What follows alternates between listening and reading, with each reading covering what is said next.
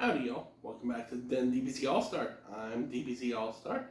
After recovering from the injury that I received at the hands of Ghostface, I am fit as a fiddle and ready to create more content to share with you as something outside of the horror homies and more along the lines of what you've been seeing on a consistent basis prior to that last batch of dates in October, where the full focus was on giving Ghostface his due and allowing him the opportunity to share his story from October 26, 2025 until Halloween. With that being said, I have a few things planned for November, some of which involve this here, which is going to make my videos a little bit different depending upon the type of videos. Those of you who have been watching for a long time, or even those who have only been watching the last few months, I've been trying out not necessarily new technology, but new tools to better enhance my videos. When I want to do overhead shots, I don't want to go for the shaky cam method of looking at the books with my camera, which is attached to my Samsung Galaxy S20 FE. I know it's a long name for a phone, but that's the world we live in, and I want it to be more thorough. I've been using a tripod for quite a while now, which has been giving me the opportunity rather to showcase me when I'm talking about whatever I happen to be setting as the topic for that particular video. That's been great. Being able to kind of utilize it as well for overhead shots, as I've done recently with the Floating Island Productions, has been wonderful. But I don't want there to be any interference with the shots I'm trying to take and with the footage I'm shooting. So when you move this from a vertical view that's facing me to a vertical view overhead, unfortunately, the knob that allows me to twist the tripod in the direction I need it to will show up in the shots. With that being said, this tool that myself and my co-editor, yes, I said co-editor because I've been editing the large majority of my videos as of late, have this, which will attach to this desk here and allow me to take overhead shots without you seeing part of the tool. Hopefully, I haven't used it yet in that shot. So I'm really looking forward to it because the overviews that I've wanted to make as a tribute to Omar of Near Mint Condition, who has made our community such a bright light and something really special. I feel like the comic community has been able to grow thanks to his joy and enthusiasm. So the first actual overview / review videos that I want to do are in tribute to him. One of them, I'll tell you right off the bat, has to do with one of his favorite publishing lines for Marvel. The other one is partially a joke, but not really, because I also enjoy this particular collected edition and the story contained within. It's a little underrated, it's a little controversial. It's a long, at this point, out of print collected edition. And with that being the topic, I don't want any of the materials I present here that are out of print to create any sort of FOMO / fear of missing out. I've just been collecting for a long time, and my collected edition birth or entrance really began in the early 2000s. So don't ever try to compare your collection to someone else's and see it in a negative light if you have more than someone else or something different, and vice versa. Don't feel like it's a competition. This culture, this hobby, this addiction, it's not a race. It's not a competition. When one of us succeeds, I feel that we all succeed, and our differences should make us stronger. That's why one of my beliefs within the world of comics and in life in general is every experience may be someone's first, every experience may be someone's favorite. And our differences, as I said, make us stronger. So, November. Not only am I going to finally get around to shooting my first true overviews, because I don't count the Floating Island productions. Those are more introductory videos to the material and showing love and appreciation. For as long as I can, I'll continue to have videos like that out on probably Tuesday, or I'll try to have something Sonic related on Tuesday. If it's a stream, then it's a stream, but I don't want to pigeonhole myself or put myself in a box. So we'll see. I just feel like Tuesday's been working for Floating Island Productions and Sonic material, and I have a lot to say about Sonic, about Floating Island Productions, about Mr. Penders, who has been nothing but a kind soul to me and deserves the same respect that you would yourself expect.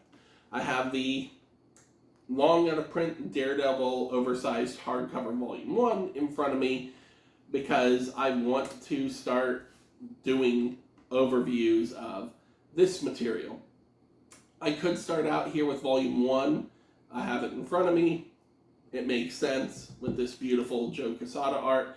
I might briefly touch upon this because what I actually want to do is do a comparison between the oversized hardcovers and the modern era epic collections. I do not have the Bendis omnibus editions. If I were to get them, they'd probably be the first print because I don't want to spend money that I've worked hard for and end up getting a collected edition that has a grievous error that has now occurred not only with one reprint but 2 reprints. Marvel's aware of it.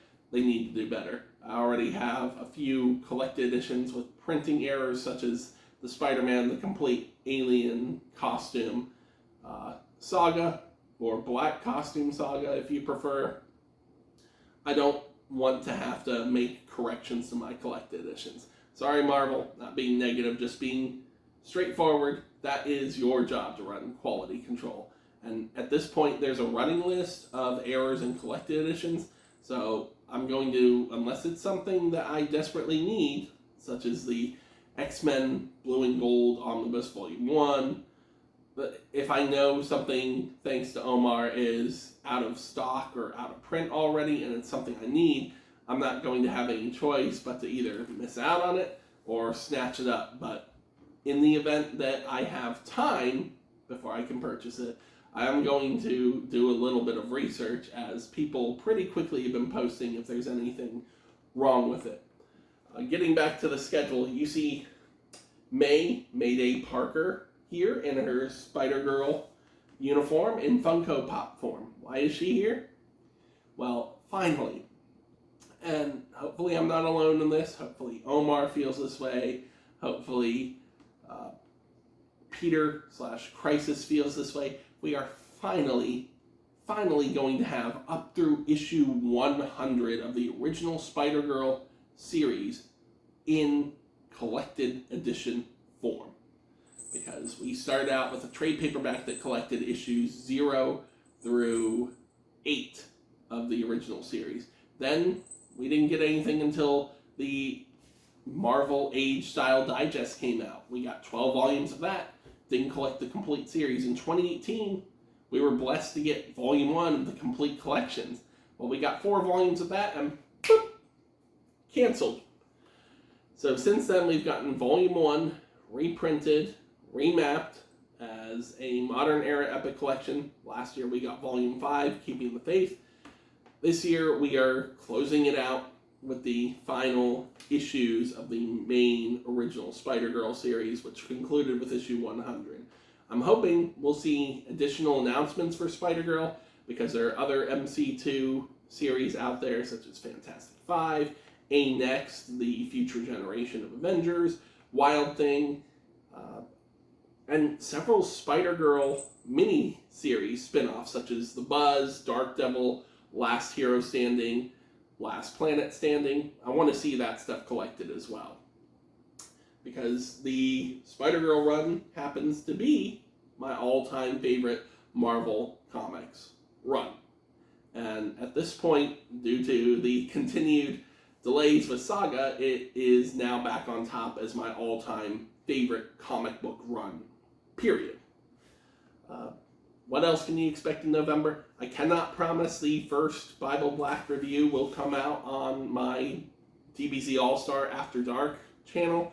I'm honestly considering releasing the renewed video, we'll call it that, since it's got a brand new script and a brand new style. I'm considering releasing that as a Christmas video on DBZALLSTAR After Dark. However, I do have other adult material, mature content, books, and movies that I could review. Bible Black, I've really invested a lot of time and energy, and even come up with a completely different style than I originally was going to use. So I want that to have a special presentation, and I want to make sure it's not necessarily perfect, but that I've done my due diligence and have put in the best possible effort for the best possible production value on that. But Merca and Dolfo just so happened to last year release an even more mature content related book for Sweet Paprika called Hot Paprika. I would like to review that on the DBZALLSTAR After Dark channel, because I feel that this channel, just DBZALLSTAR, should focus on as many all ages aspects as humanly possible. That doesn't mean I won't curse from time to time. That doesn't mean that there won't be some mature themes, but I feel like there's a difference between, at least for American audiences, I feel like there's a difference between presenting the content from the Blood Hunt Red Band oversized hardcover from Marvel, which is still a corporate comic book company and kind of censors itself, and showcasing uncensored pages from a book like Saga or Hot Paprika, or I might even showcase something that kind of has some commonalities with Bible Black. There was a miniseries released last year called Crave, and my lady has all of those. The trade paperback is available. I might review that because it's interesting to see how, even if something isn't intended to be drawn from another source, inspired by, it kind of percolates throughout your brain when you're familiar with one thing, another thing is released or is already available, you indulge in that, and the commonalities just kind of form together, whether they're intended to be there or not in your brain. The human brain is a fascinating thing, unique. I consider myself a rather unique individual, so while I'm going to create content that is in the same realm as other YouTube creators, I want to put my own spin on it. I, at this point, have been collecting comics since 1992. I want to pay it forward and share knowledge, share my enjoyment, to showcase materials in a way that suits me and my personality. But as always, if you have any feedback, if you have any suggestions on content, if it's something I have available, please feel free to let me know. I'm happy to dig further in depth. I don't get bored talking about comics or the culture of the geek, and I feel eternally grateful when I can contribute to the community in some way, shape, or form, even if it's just sharing knowledge or enjoyment, because I feel like it enhances the community. If you like this content and you do want to see more, I've shared a few coming events of what I plan for November, and I don't think I'm going to slow down because this is a lot of fun. It's good self-care. Put a comment below this video. I'm also able to recommend, of course, hitting that like button, subscribing, hitting the bell for notifications. I'm on Instagram, TikTok, Twitter, Blue Sky at either #1Animaniac or Animaniac1. If you haven't joined already, please check out the Omnibuds Cafe on Facebook. It's a great community built off collaboration and communication without condemnation. You might be able to, if you're interested in out-of-print collected editions, track some down at great prices. In the meantime, you can form connections with other people in that group. I'm the affirmation administrator for the group, and I love being able to provide assistance when needed and to connect with other people within that group through our culture / hobby / addiction. Yeah, inject this artwork right into my eyes. Above all else, thank you for hearing me out.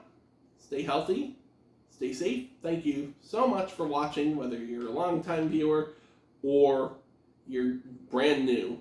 At this point, I have over 250 subscribers, and when I started out, I wasn't expecting even 1 subscriber. So I appreciate every single one of you, whether you're just watching or you're subscribing. There is a celebration stream incoming. I will try to schedule that before the end of the year because I've been planning it since I hit 100 subscribers. I need to get that done, but like the Bible Black, I've had a plan in place, and this one hasn't changed. I just need to get it scheduled. So once again, thank you for watching. Stay healthy, stay safe, and be well.